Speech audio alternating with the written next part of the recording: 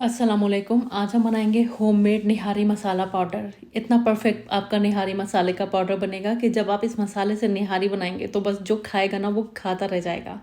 बहुत टेस्टी बनेगी। तो सबसे पहले हमें चाहिए है यहाँ पर 2 तेज़ पत्ते। ये छोटे हैं तो मैंने 2 ले लिए हैं, बड़ा है तो फिर 1 ही लीजिएगा। 2 इंच के दालचीनी के टुकड़े लेंगे, 1 टेबल स्पून सौंफ लेंगे, 1 टेबल स्पून साबुत धनिया लेंगे, 1 टीस्पून ज़ीरा लेंगे, 1 जावित्री का फूल लेंगे, 1 टीस्पून लेंगे काली मिर्च और 1/4 टुकड़ा जायफल का लेंगे और 1 बड़ी इलायची लेंगे, 5 से 6 लेंगे लौंग और ये 3 है पिपली लॉन्ग पेपर। तो ये निहारी के मसाले का ख़ास इंग्रेडिएंट होता है, तो कोशिश कीजिएगा कि इसका इस्तेमाल आप ज़रूर करें।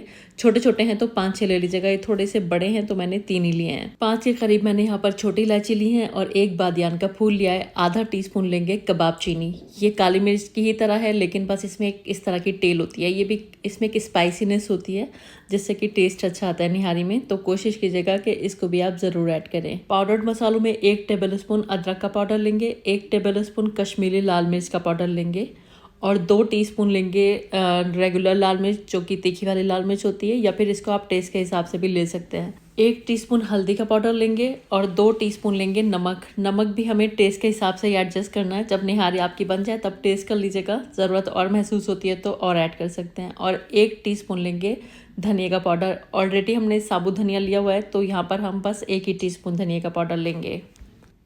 आप चाहें तो साबुत मसालों को हल्का सा रोस्ट करके भी इस्तेमाल कर सकते हैं। अगर आप सेव कर रहे हैं तो फिर ज़रूर रोस्ट कर लीजिएगा, लेकिन मैं अभी इसको इस्तेमाल कर लूँगी तो मैंने इसको रोस्ट नहीं किया है, लेकिन आप चाहें तो कर सकते हैं। तो इस मसाले को मिक्सी के जार में डाल देंगे, साथ में हम इसमें तेज़ पत्ते भी डाल देंगे और इसको फाइन ग्राइंड कर लेंगे।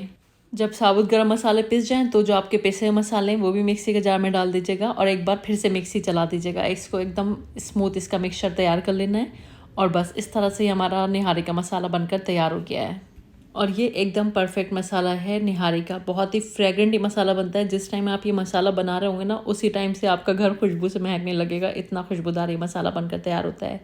और ये जो इतना मसाला है ना, आपको 1.5 किलो गोश्त में यूज़ करना है। यानी कि अगर आप आधा किलो गोश्त की निहारी बना रहे हैं तो आपको 2 टेबल स्पून यूज़ करना है। 1 किलो की बना रहे हैं तो 4 टेबल स्पून यूज़ करना है और अगर 1.5 किलो की बना रहे हैं तो 6 टेबल स्पून, यानी कि ये पूरा मसाला यूज़ कर लेना है। आइए इसका वज़न भी कर लेते हैं। ये जितना मसाला है ये तकरीबन 62 ग्राम के करीब है। चलिए मैं आपको ग्राम में ही बता देती हूँ आपको कितना कितने गोश्त में यूज़ करना है। आधा किलो गोश्त में आपको 20 ग्राम मसाला यूज़ करना है। 1 किलोग्राम गोश्त में आपको यूज़ करना है 40 ग्राम मसाला और 1.5 किलोग्राम गोश्त में ये पूरा मसाला के यानी कि ये 60 ग्राम मसाला आपको यूज़ कर लेना है।